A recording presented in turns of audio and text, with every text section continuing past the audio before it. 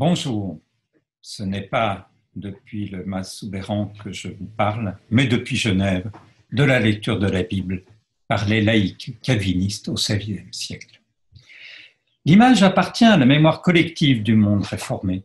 À la nuit tombée, une famille réunie autour de la table à manger est suspendue aux lèvres du patriarche qui lit la Bible dans une édition grand format ouverte devant lui. Le tableau de Greuze que vous voyez ou des illustrations du XIXe siècle nous aident à visualiser la scène. Cette image est pourtant rare dans les familles réformées du XVIe siècle et appartient davantage à l'imaginaire des sociétés bibliques du XIXe siècle. Ce n'est qu'au XVIIe et tard dans le XVIIe siècle que les autorités ecclésiastiques calvinistes, à Genève ou en France, privilégient vraiment la lecture familiale de la Bible. D'une certaine manière, aujourd'hui, c'est l'archéologie du libre examen de l'écriture par le fidèle réformé que je fouille. Rappelons que le développement fulgurant de l'imprimerie, surtout au cours des premières décennies du XVIe siècle, puis l'essor triomphant de la réforme protestante, avait galvanisé les éditions de la Bible en langue vivante, dont les premiers réformateurs favorisèrent la diffusion et la lecture. On sait toutefois qu'après 1525 et la guerre des paysans, Luther est revenu sur sa conception de la Bible donnée en lecture à tous. Le peuple a besoin de guides pour bien comprendre l'écriture. Dorénavant, ce sera le catéchisme qui remplacera la Bible pour les gens simples, grands et petits, publié en 1529. Ma thèse aujourd'hui est que tant Calvin et l'Église de Genève, que Viret à Lausanne ou à Lyon, ne privilégiaient pas davantage la lecture individuelle ni collective de la Bible pour les mêmes raisons. Un laïc a besoin d'un pasteur ou d'un docteur de l'Église qui lui mâche les morceaux, qui lui explique l'écriture par le menu. Comme hypothèse, on peut poser que la crainte des débordements enthousiastes des lecteurs dits libertins ou nicodémites, qui sont la dénomination usuelle dans la langue des réformateurs francophones dès le milieu des années 1540, cette crainte des débordements fut à l'origine d'un durcissement de la position de Calvin, qui avait d'abord pensé, comme Luther dans un autre contexte, à une large diffusion de la Bible dans la traduction d'Olivetan parmi le peuple des fidèles. Calvin insiste à plusieurs reprises sur la nécessité de se rassembler pour entendre et bien comprendre la parole de Dieu. Quand il s'oppose aux nicodémites dans un sermon sur le psaume 27, il avance, je le cite, « Notons bien que Paul ne dit pas que Dieu a laissé l'écriture afin que chacun y lise, mais qu'il a institué une police, qu'il y ait des gens pour enseigner. Et sous cela, il comprend tout le reste, qui en est comme une dépendance. Pour cette raison, si chacun lit en son privé, cela n'empêche pas qu'on écoute en public. Et à qui est-ce qu'il s'adresse? Aux grands et aux petits indifféremment. » Fin de citation. Si chacun lit en privé, cela n'empêche pas qu'on écoute en public. La formule a du chic et elle fait choc. Calvin corrige la revendication de la possession de la Bible par les laïcs en leur maison, en cléricalisant sa lecture et son interprétation et en s'appuyant sur l'autorité de l'apôtre Paul. Que ce soit dans des sermons, revus ou non, ou dans des commentaires, et même dans l'institution de la religion chrétienne, la mise en garde est identique. Le fait que de nombreux paroissiens possédaient un exemplaire de la Bible est pris en considération par Calvin. Et chacun peut lire et méditer la Bible en son particulier, Mais cela ne rend pas la prédication stérile ni dérisoire. La Bible doit être prêchée, car de la prédication sort l'instruction, puisque, en bon paulinien, le pasteur explique les passages.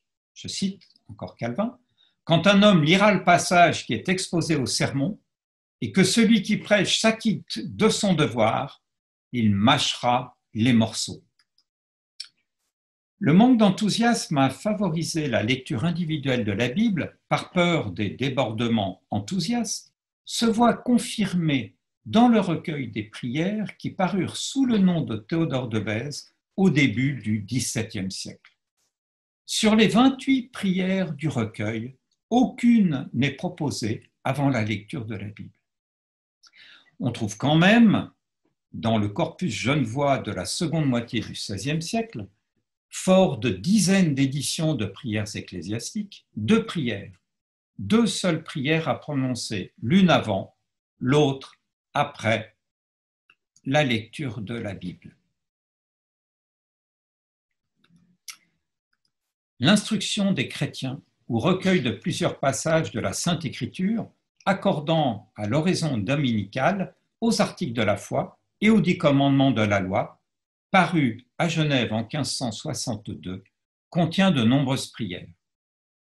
Le dernier traité s'appelle le régime domestique des chrétiens, pour la maison donc. On y trouve une oraison pour dire quand on veut lire en la Sainte Écriture ou quand on veut ouïr le sermon. Dans les 2 prières, qui ne sont pas de Calvin, le salut en Jésus-Christ est le message central de la parole de Dieu, alors que la lecture personnelle est quand même associée au sermon. Il en est de même dans les marges de la Bible de 1588 des pasteurs et professeurs de Genève, qui clôt le cycle des révisions, des grandes révisions de la Bible en français au XVIe siècle. Le commentaire spirituel et les injonctions ecclésiales prennent le pas sur l'établissement du texte, qui n'est plus transparent, ce que confirme la préface de Théodore de Bèze et ce que vous aurez l'occasion de lire dans la version écrite de cette communication. Après avoir rappelé le contexte de la lecture de la Bible par les laïcs réformés, nous pouvons découvrir la pratique de lecteurs genevois grâce au registre du consistoire de Genève. Le consistoire était un tribunal civil et ecclésiastique du bien vivre et du bien croire, qui se réunissait chaque jeudi et comptait comme juges tous les pasteurs, mais aussi plusieurs conseillers et le premier d'entre eux, le syndic, c'est-à-dire le maire qui le présidait. Une lecture de la Bible pouvait conduire certains fidèles à Genève, je vous montre le plan de la ville de l'époque, devant le consistoire, à l'instar de Louis Dupont, qui comparut et fut réprimandé le 26 janvier 1548. Je cite, « Une rumeur court qu'il discute souvent et glose la Sainte Écriture. Il a répondu qu'on a mal rapporté ses propos, bien sûr. Il est bien vrai qu'on a lu le psaume 33 chez Godevaux, mais on n'a rien conclu de définitif. » Si rien n'avait été conclu de définitif dans le sens d'une interprétation du psaume 33, peut-être différente de celle qui avait cours alors à Genève, au moins 2 ou 3 laïcs, peut-être davantage, s'étaient réunis pour lire et commenter un passage de la Bible. Il est clair que les pasteurs ne souhaitaient pas que les gens se rassemblent, lisent et commentent la Bible dans leur maison. Si Louis Dupont, en 1548, se défendait de sa lecture communautaire de la Bible, en affirmant n'avoir rien conclu de définitif, d'autres genevois osèrent des critiques qu'on peut qualifier de définitives. Ainsi, en juin 1547, un pâtissier passa devant l'instance disciplinaire, auquel furent faites remontrances des propos qu'il a tenus, disant à certains qui lisent en la Bible « Pourquoi vous rompez-vous la tête en cela ? Les hommes y ont fait à leur plaisir. » Répond qu'il ne pensait pas y dire en mal. Lui ont été faites remontrances et le cas sera remis devant messieurs, que les choses sont exécrables, qu'il plaise à messieurs de le bien châtier, à cela aussi qu'il est vicieux en sa vie. Le pâtissier fut donc convoqué devant le Conseil de Genève. Le 15 juillet, celui-ci décida de l'emprisonner, mais les éditeurs des registres du consistoire n'ont plus trouvé trace de cette affaire. C'est qu'on remarque souvent, pendant cette première décennie du consistoire, que les admonestations suffisent et les mesures coercitives sont encore légères, quoiqu'un bannissement ne soit jamais facile à vivre. La punition rigoureuse se limite souvent à quelques jours de prison. En juillet 1552, 3 hommes témoignent contre un tourneur, Robert Lemoine. Et aussi qu'on ne doit point chanter des psaumes dont les prophètes ne disent rien, et autres propos de la prédestination prolixe. Le moine se défendit le même jour, mais il avait lu l'Écriture pour connaître ce silence des prophètes sur le chant des psaumes. Lui aussi fut simplement admonesté. Il n'en est pas de même avec un changeur de son état. Et celui que je vous montre n'a pas opéré à Genève. Ce changeur passe devant le consistoire en novembre 1556. Le parti calviniste avait gagné les élections en février 1555 et éradiqué au printemps qui a suivi le parti périniste, c'est-à-dire le parti des opposants à Calvin et à une discipline ecclésiastique rigoureuse. À l'automne suivant, le changeur Jacques Le Neuveur discute à partir de sa Bible. Il a cherché dans le Lévitique ce qui était dit des paillards, en particulier de la femme adultère, qui est pardonnée par Jésus, mais qui est condamnée par les Juifs et les pasteurs genevois, dont le pasteur Enoch, son pasteur. Il s'oppose avec d'autres, en conseil général, au durcissement des punitions pour les adultères et les blasphémateurs. Il faut remarquer que le conseil va être dur contre le changeur, qui se verra emprisonné de longues semaines, puis interdire son métier. On le prive encore de ses droits civiques en lui interdisant de participer au conseil général pendant 3 ans. Et on lui inflige une lourde amende de 10 écus. Par rapport au simple blasphème non argumenté de nier l'immortalité de l'âme, l'accusation de judaïser portée contre les autorités politiques parce qu'elles veulent punir l'adultère de mort en s'appuyant sur la Bible entraîne une répression beaucoup plus forte. Durant les années 1542-1560, on trouve 3 types de critiques de l'écriture chez les Genevois, souvent de naissance française, quand ils passent devant les séances du consistoire chaque jeudi. Ce sont d'abord des critiques éthiques, puisque David est un meurtrier, Moïse de même, tout en étant menteur, comme Abraham, David est encore paillard, adultère, et d'autres avec lui, Salomon est idolâtre, Moïse et David sont méchants, etc., dans une litanie que connaissaient déjà les auteurs médiévaux. C'est la déficience morale des acteurs bibliques qui est mise en avant. Chacun agit d'ailleurs comme bon lui semble. Les hommes y font à leur plaisir. Cette critique rejaillit sur les pasteurs qui ne sont pas meilleurs que ces hommes de la Bible. Ils sont méchants ou ne font que médire des gens. En poussant plus loin le raisonnement moral, une autre série de critiques porte un caractère anthropologique, puisque tant les rédacteurs de la Bible que les héros juifs et chrétiens, prophètes et apôtres, ne sont que des hommes. Moïse n'est qu'un homme qui n'a jamais écrit que du papier. L'apôtre Jacques est un homme comme un autre homme. D'ailleurs, on n'a que faire de Moïse ni des prophètes. Ce ne sont des modèles ni de vie, ni de doctrine. Avec ces affirmations, c'est l'inspiration du Saint-Esprit des rédacteurs bibliques qui est minimisée, sinon niée. Le 3e degré de la critique pousse jusqu'à l'athéisme. Force est d'ailleurs de constater que ces hommes et femmes ont souvent lu la Bible, et bien lu, puisqu'ils sont capables d'avancer qu'on ne doit point chanter les psaumes, que les prophètes n'en disent rien. D'autres osent avancer que personne n'a jamais vu Dieu. D'autres considèrent encore que ce n'est que du papier blanc qui se laissait écrire de tout ce qu'on voulait.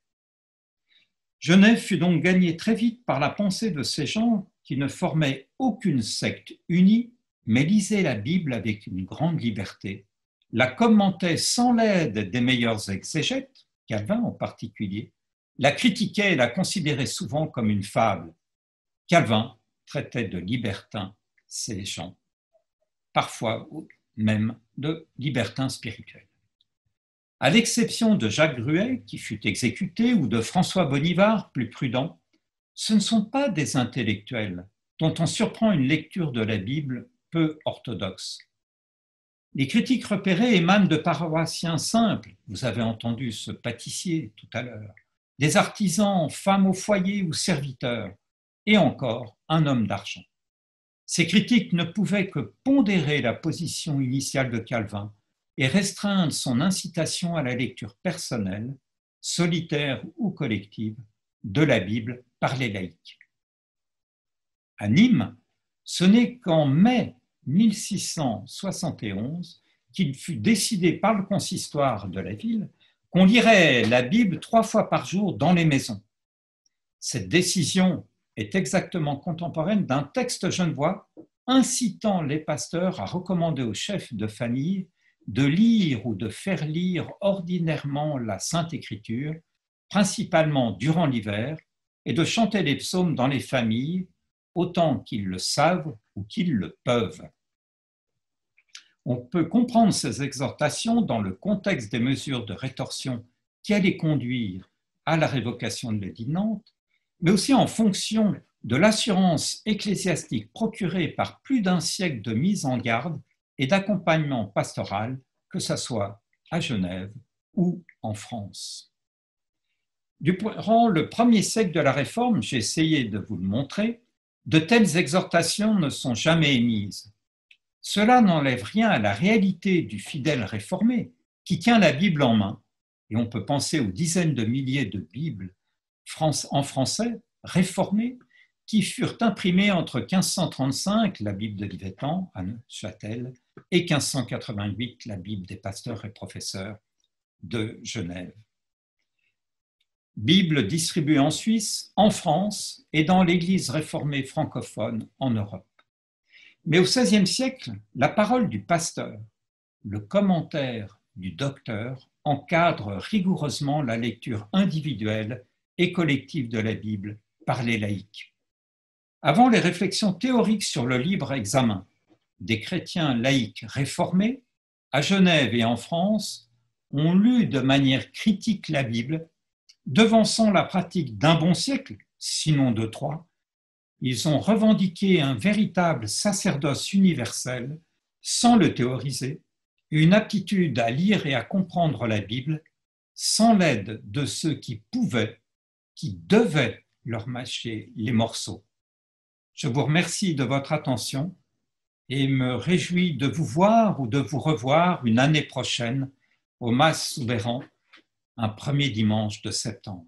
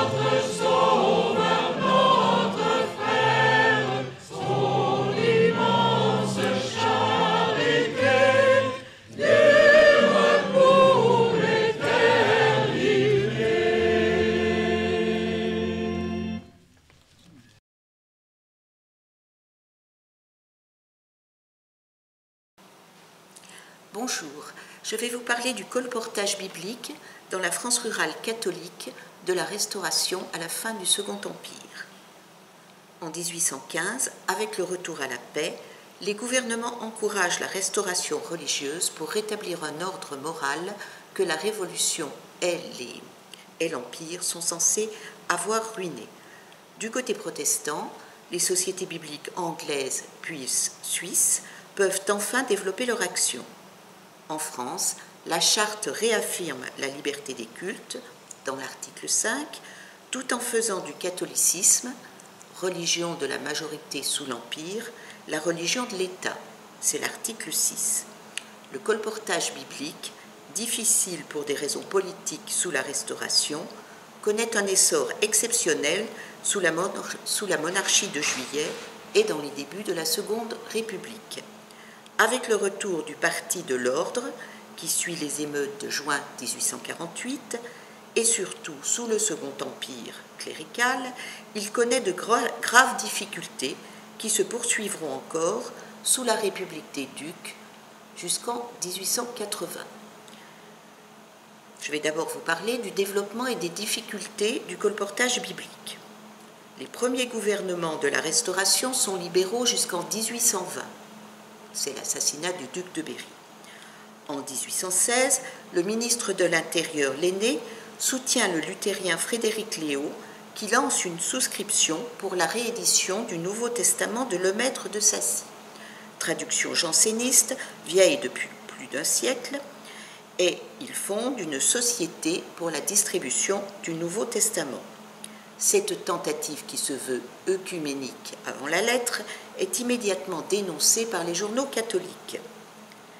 La société, destinée à l'origine à fournir en Nouveau Testament les écoles d'enseignement mutuel d'inspiration protestante et les prisons, distribue tout de même environ 30 000 exemplaires de façon assez brouillonne avant de se dissoudre en 1824 après la promulgation de l'encyclique Libertas condamnant les sociétés bibliques. La Société biblique protestante de Paris a été fondée en 1818, mais ses statuts interdisent la distribution de Bibles aux catholiques. Les protestants libéraux y sont d'ailleurs opposés, davantage par prudence que par conviction. Les partisans du réveil, en revanche, sont favorables à un prosélytisme que l'Église catholique entend bien leur interdire, les cantonnant dans une espèce de réserve où ils ne sont pas persécutés, certes, mais dont ils ne doivent pas sortir en attendant d'être convertis, ils l'espèrent, par les missions catholiques. Les revivalistes trouvent rapidement un appui en Angleterre puis en Suisse. En effet, des sociétés bibliques et évangéliques ont été fondées au Royaume-Uni une vingtaine d'années plus tôt. Ce sont la London Missionary Society en 1799 et surtout la British and Foreign Bible Society, la société biblique britannique et étrangère, qui a été fondée en 1804 au lendemain de la paix d'Amiens. Il est bien entendu que les guerres de l'Empire ont interrompu leurs efforts.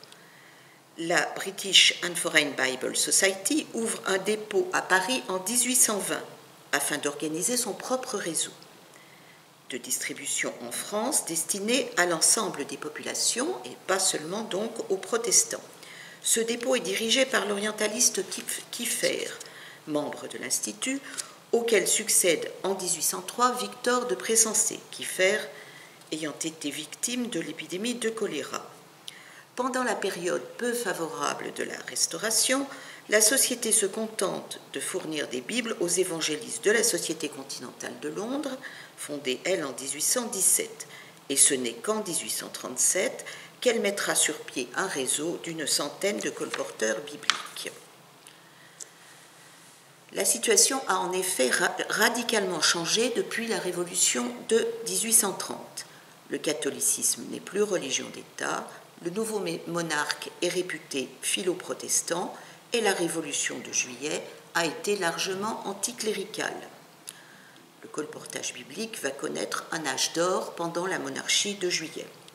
La question de la distribution de la Bible aux catholiques se pose donc à nouveau et avec elle celle de l'évangélisation. Évangélisons la France titre alors les archives du christianisme, suivies par d'autres journaux protestants de tendance évangélique, mais aussi parfois libérale. En 1831, la Société évangélique de Genève est fondée par un pasteur dissident de l'Église nationale. Il faut rappeler que la Société biblique de Genève avait été créée en 1814, 10 ans après celle de Bâle. La Société évangélique de Genève envoie ses émissaires dans tout l'est de la France et même au-delà lorsque la situation locale le permet. En 1833 est fondée la Société évangélique de France, qui concentre ses efforts sur le reste du territoire, à l'exception de la Bretagne, qui est évangélisée par les méthodistes gallois qui font traduire la Bible en breton. Je renvoie aux travaux de Jean-Yves Carluère sur le sujet. La même année, des revivalistes fondent une société biblique française et étrangère qui est présidée par l'ancien ambassadeur helvétique de Berne, Philippe Albert Stapfer, puis par l'amiral Verruel. Cette société cesse ses activités en 1864 après avoir distribué 370 000 Bibles. De son côté, la Société pour l'impression des livres religieux, qui a été fondée à Toulouse en 1831 par le pasteur Chabran, appuyé sur 3 jeunes banquiers, les frères Courtois, cette société édite près de 8 millions d'ouvrages jusqu'à son dépôt de bilan de 1905, mais elle n'organise que tardivement le colportage, donnant la priorité à la mise en place d'un réseau de bibliothèques.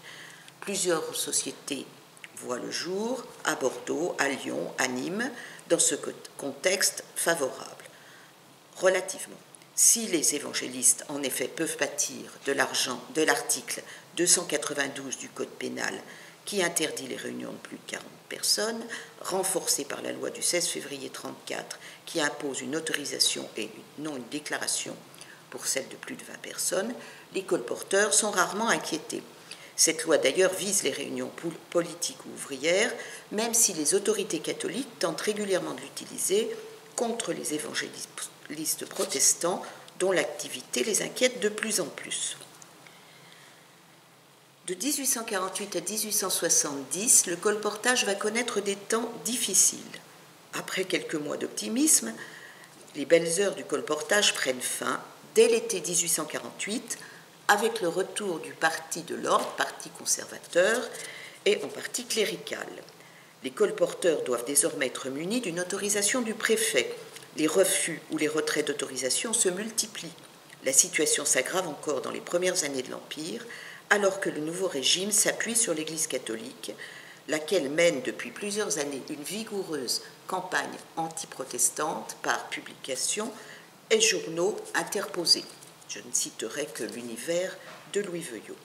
Le préfet de la Sarthe, par exemple, va jusqu'à interdire la circulation des Bibles protestantes comme contraire à la foi de la majorité.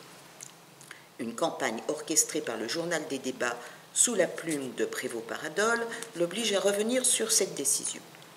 Alors la situation s'améliore un peu après 1860 lorsque la question romaine éloigne le pouvoir du parti catholique, mais les sociétés ne retrouvent pas le niveau d'activité des années 1832-1848.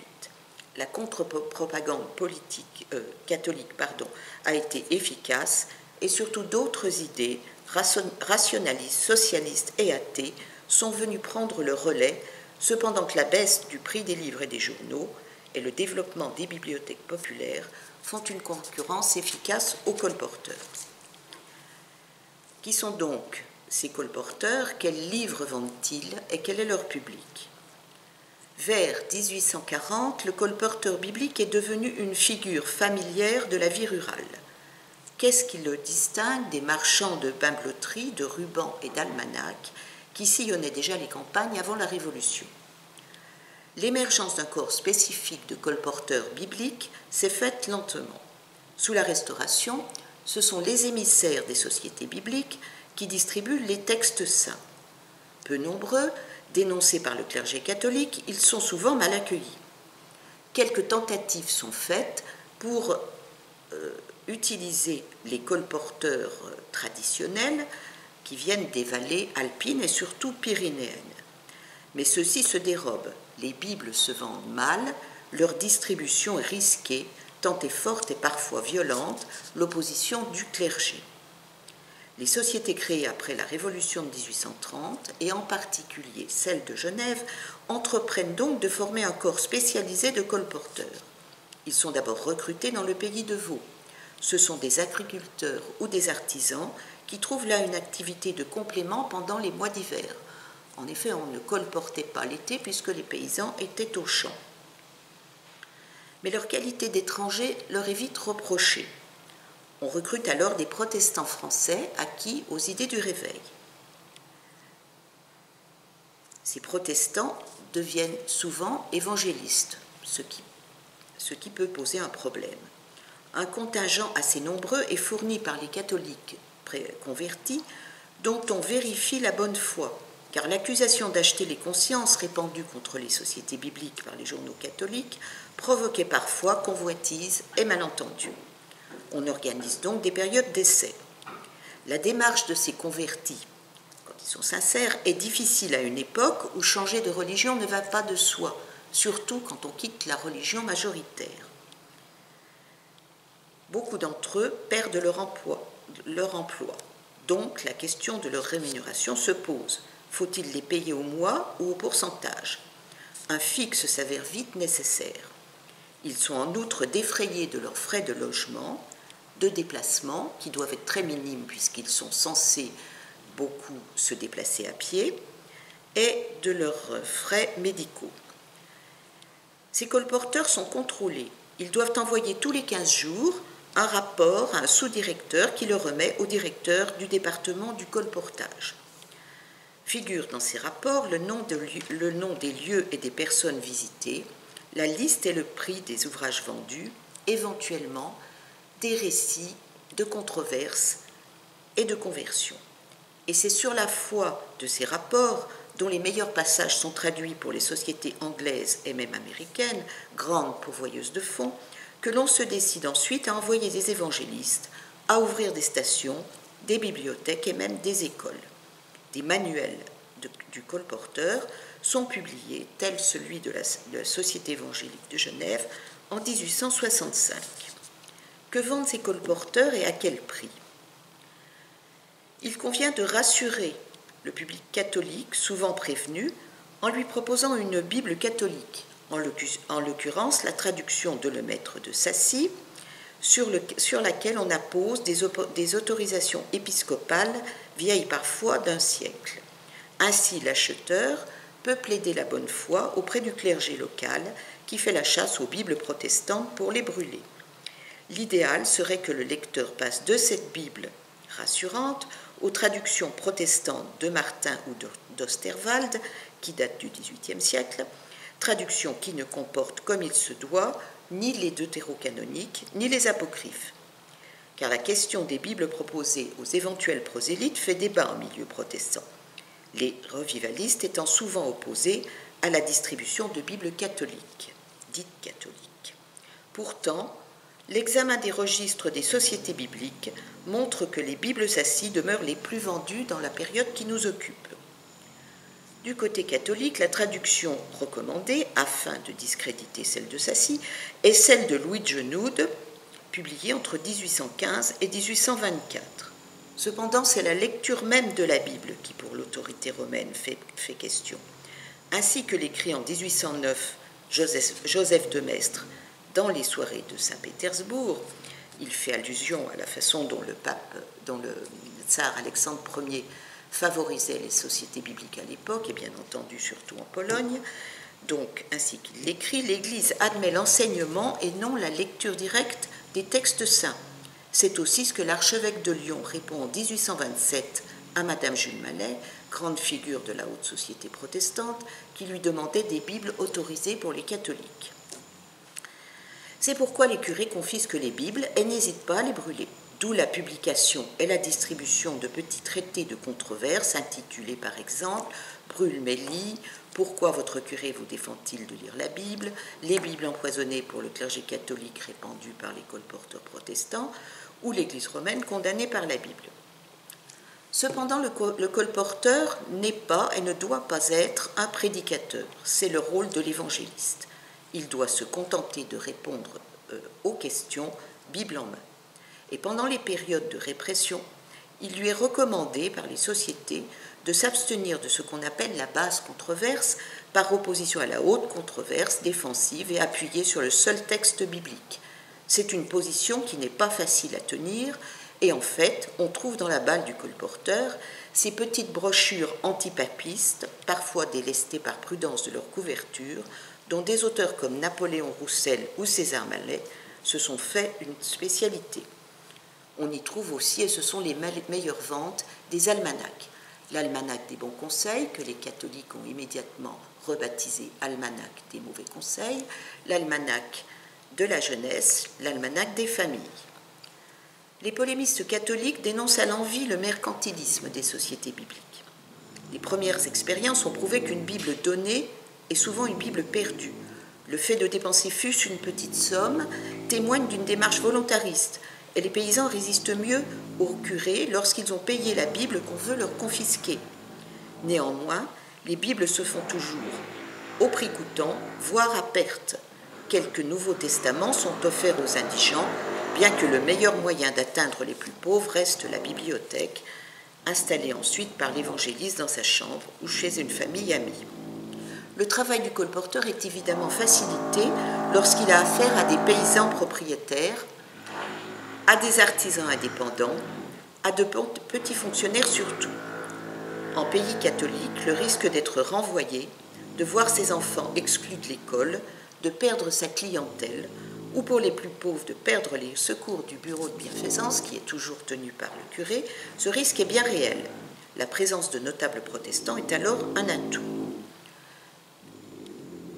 S'ils ne prêchent pas, les vendeurs de Bibles sont aussi des lecteurs, ce qui leur permet de toucher les illettrés encore très nombreux. Les rapports les montrent, lisant les textes saints en bord de route aux cantoniers, aux malades alités dans les maisons, mais lisant aussi dans les ateliers, dans les boutiques ou le soir à la veillée, ce qui leur permet de s'insérer dans la communauté villageoise en élargissant leur public. Leur travail ne s'arrête pas à la vente d'une Bible. Ils doivent revenir chez les acheteurs et répondre aux questions. Il y a donc un va-et-vient constant entre l'oral et l'écrit. Et il arrive même que des groupes de lecture et de réflexion se forment.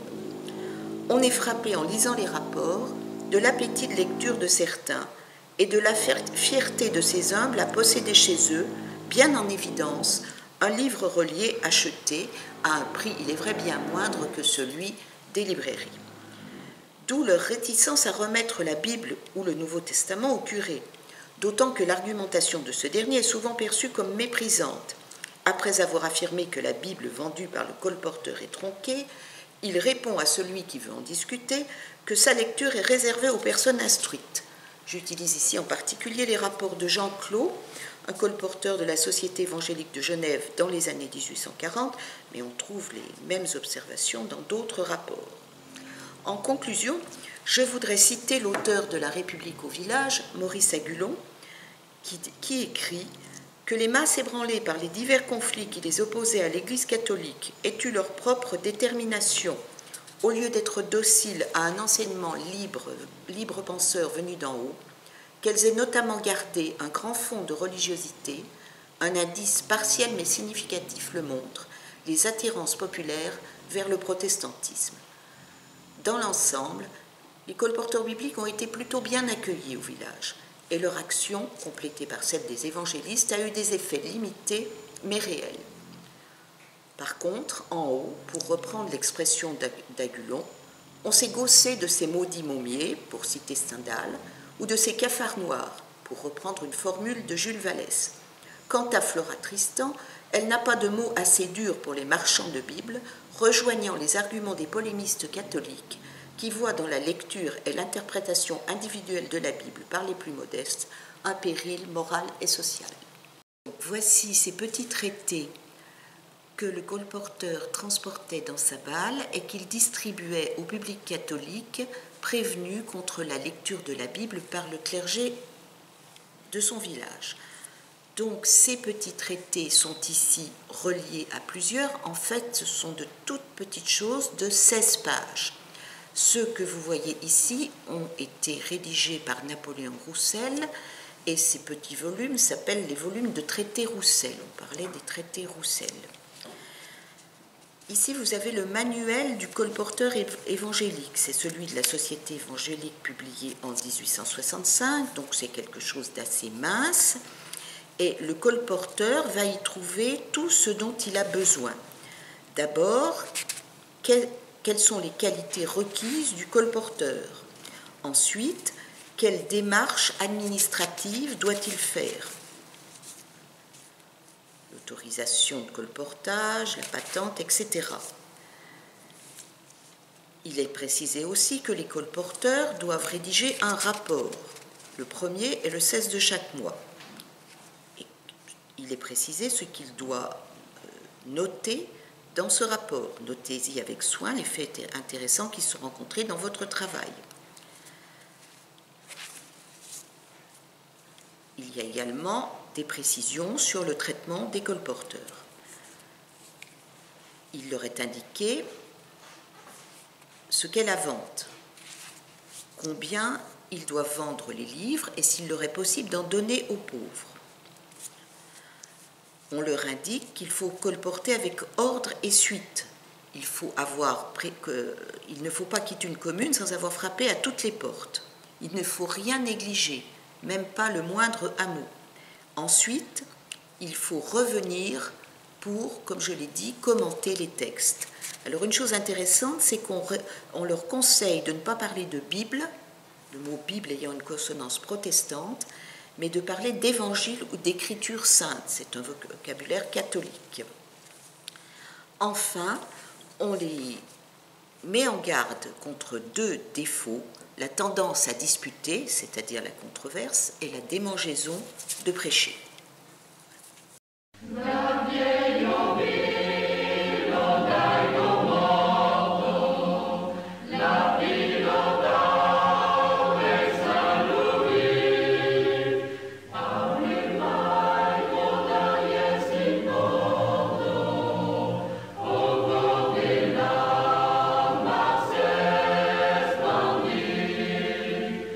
Une autre commune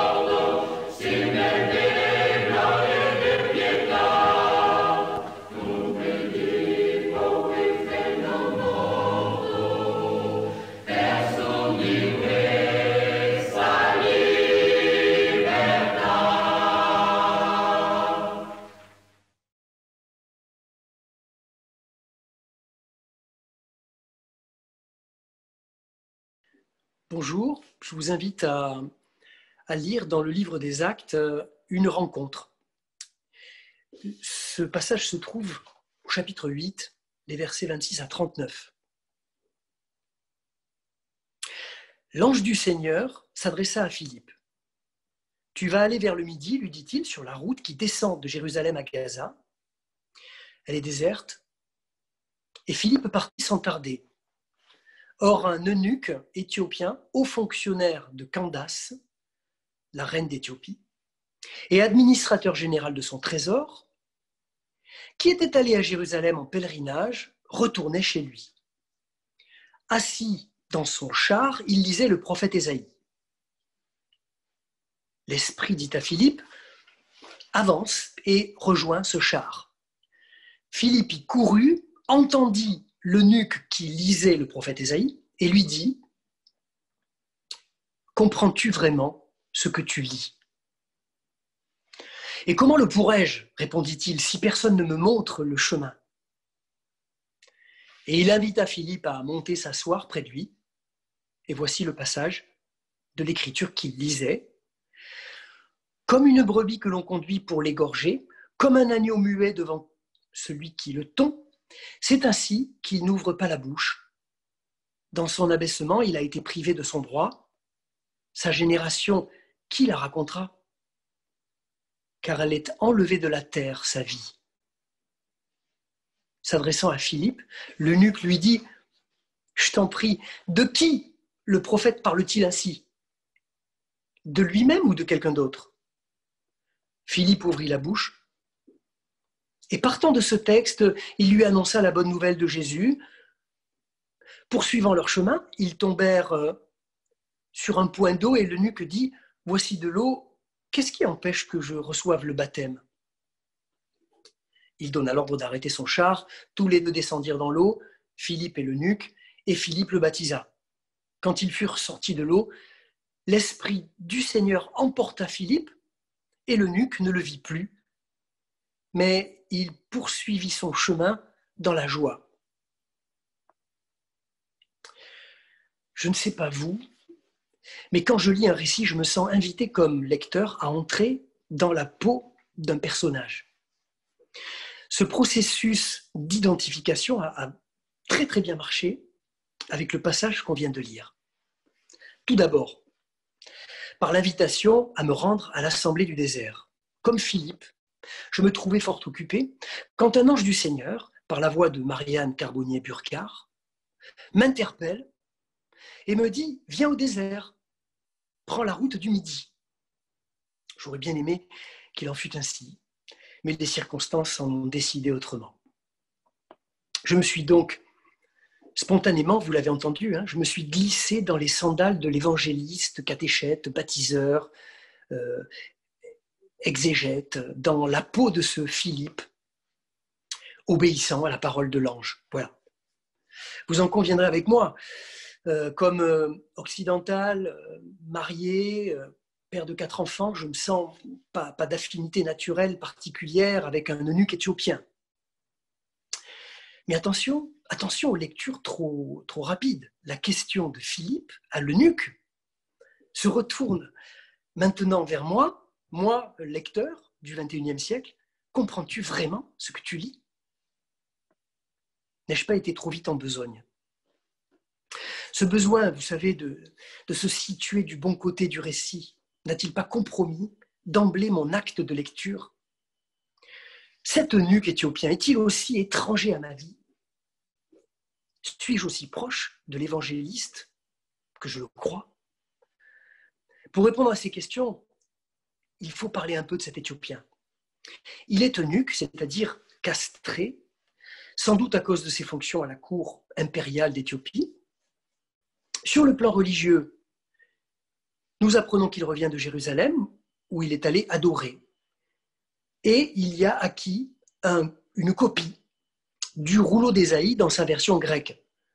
Sans doute, on va dire, un païen sympathisant du judaïsme. Donc si le judaïsme lui est sympathique, la réciproque n'est pas forcément vraie. Selon la Bible, les eunuques sont des arbres secs qui doivent être, je cite la Bible, qui doivent être tenus à distance de l'assemblée. Cet homme est donc un paradoxe ambulant, exclu et riche à la fois, méprisé et puissant, lettré et ignorant. Cet homme est un peu comme vous et moi, un peu perdu, un peu en recherche, un peu lui-même et un peu autre que lui. Ce voyageur, je trouve, est aussi d'une dignité incroyable. Le mépris qu'il subit depuis si longtemps n'a pas tué chez lui le désir de comprendre et de chercher Dieu. Cet homme a fait 3000 kilomètres à bord d'un char, dans l'espoir de trouver Dieu à Jérusalem. Il rentre avide, avec ce rouleau d'Ésaïe auquel il ne comprend rien. La question du sens que pose alors Philippe est cruciale pour lui, pour nous aussi. Comprends-tu vraiment ce que tu lis? L'acte de lecture est interrogé ici. Et la question est d'ailleurs formulée dans un langage très ciselé. Elle invite le voyageur à une plongée en lui-même. Mot à mot, la question de Philippe dit ceci. Connais-tu ce que tu connais vraiment? Connais-tu, au sens intime du connaître, ce que tu es en train de lire? La question est en somme très paradoxale, mais tellement honnête. Sais-tu ce que tu sais au plus profond de toi-même, mais qu'en réalité tu ignores? Vous voyez la question de Philippe.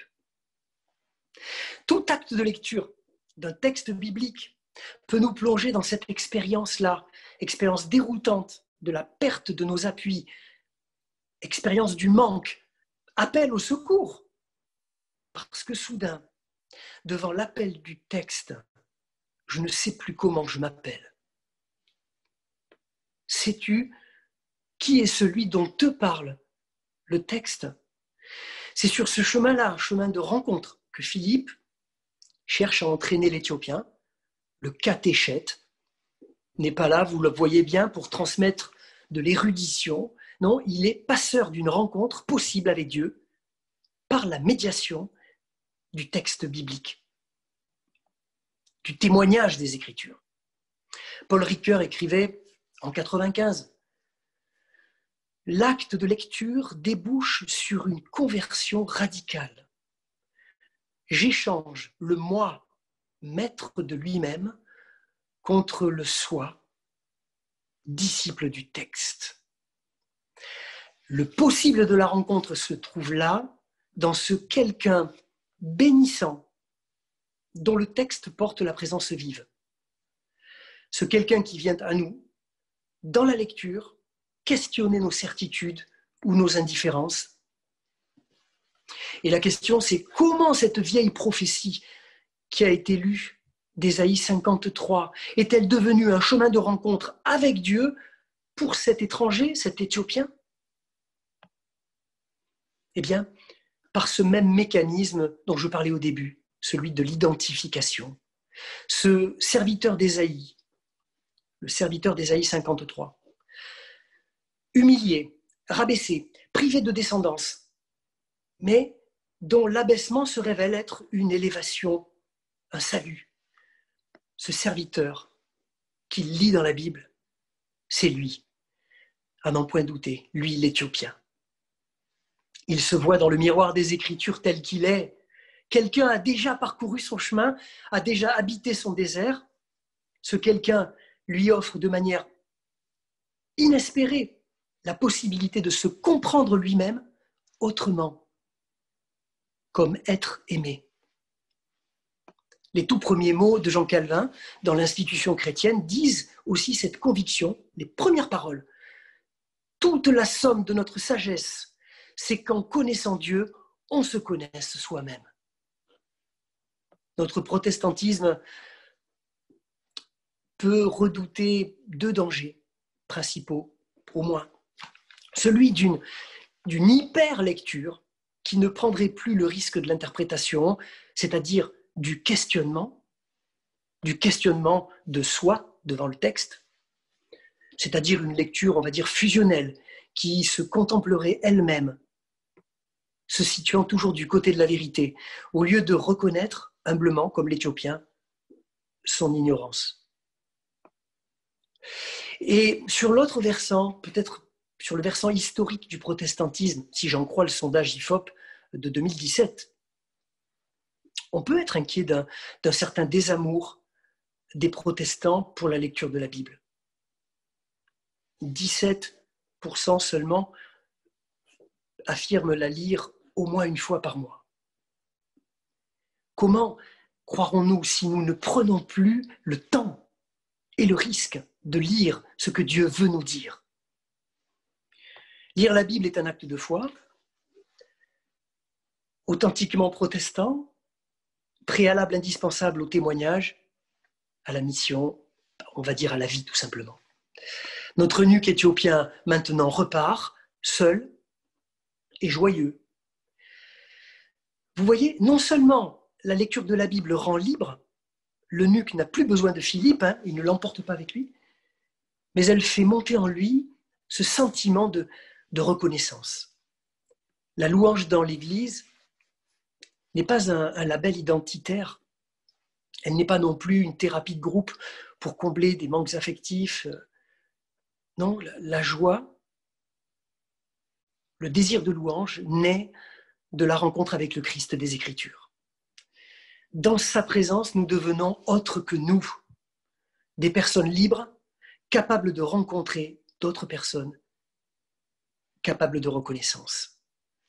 Chacun s'identifiera au personnage qu'il veut. J'ai choisi l'Égyptien. Qu'importe, pourvu que nous fassions route avec cette parole. Merci et bonne route. Salut.